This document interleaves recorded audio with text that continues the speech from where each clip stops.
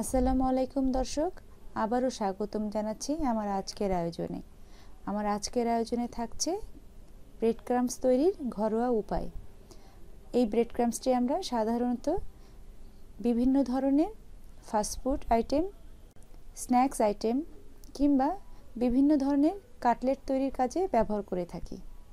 আসুন বন্ধুরা, দেখে নেই কীভাবে এই ব্রেড ক্রাম্বসটি আমরা ঘরে বসেই খুব সহজে তৈরি করে নিতে পারি।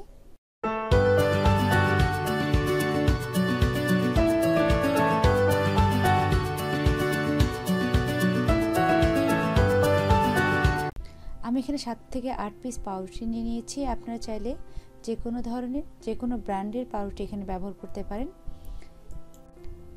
আমি এখানে একটি ব্লেন্ডার জার নিয়ে নিয়েছি। এই জারের মধ্যে এখন আমি পাউরুটিগুলোকে ছোট ছোট করে পিস করে নেব।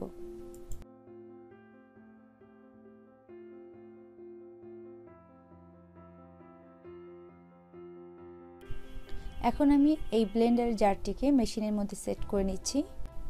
আর মেশিনে যে পালস অপশনটি রয়েছে সেই পালস অপশনে আমি 2 থেকে 3 বার মেশিনটিকে ঘুরিয়ে নিচ্ছি। আপনাদের ব্লেন্ডারে যদি পালস অপশন না থাকে তাহলে সেক্ষেত্রে আপনারা 1 থেকে 2 সেকেন্ডের জন্য করে 1 থেকে 2 বার মেশিনটিকে চালিয়ে নেবেন, আবার বন্ধ করে দেবেন। তারপর কন্টিনিউয়াসলি 2 মিনিট মেশিনটিকে চালিয়ে নেবেন। এতে করে মেশিনটি ভালো থাকবে, সাথে ব্রেড ক্রাম্বসগুলো পুরোপুরিভাবে গুঁড়ো হয়ে যাবে। আপনারা দেখতে পাচ্ছেন দর্শক, আমার এখানে ব্রেড ক্রাম্বসগুলো পুরোপুরিভাবে গুঁড়ো হয়ে গেছে। আর এই ব্রেড ক্রাম্বসগুলো গুঁড়ো করতে আমার সময় লেগেছে মাত্র 40 সেকেন্ড। আমি এখানে একটু ফ্রাইং প্যানে এই ব্রেড ক্রাম্বসগুলোকে নিয়ে নিচ্ছি এবং অল্প আছে এই ব্রেড ক্রাম্বসগুলোকে ভেজে ঝরঝরে করে নিচ্ছি।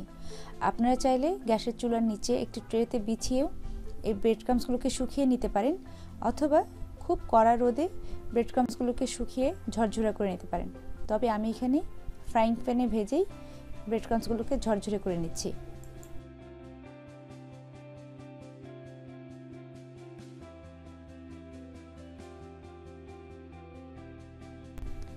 প্রায় 30 থেকে 40 মিনিট আমি এই ব্রেড ক্রাম্বসগুলোকে একেবারেই অল্প আঁচে ভেজে নিয়েছি। আর এখন দেখতে পাচ্ছেন দর্শক, আমার ব্রেড ক্রাম্বসগুলো পুরোপুরি রেডি হয়ে গেছে। এখানে ভাজার ক্ষেত্রে আপনাদের সময়টা একটু বেশি অথবা একটু কমও লাগতে পারে।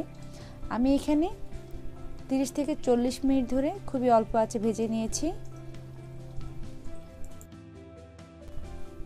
তো হয়ে গেল দর্শক আমার ব্রেড ক্রাম্বস তৈরি করা। আশা করি আমার আজকের ভিডিওটি আপনাদের ভালো লেগেছে। ভালো লাগলে লাইক করবেন, শেয়ার করবেন। কোনো মতামত থাকলে অবশ্যই কমেন্টস বক্সে জানাবেন। আর আমার চ্যানেলটিকে সাবস্ক্রাইব করে আমার পাশেই থাকবেন। আজ তাহলে এই পর্যন্ত বন্ধুরা, দেখা হবে পরবর্তী ভিডিওতে। সেই পর্যন্ত ভালো থাকবেন আর আমার জন্য দোয়া করবেন। আল্লাহ হাফেজ।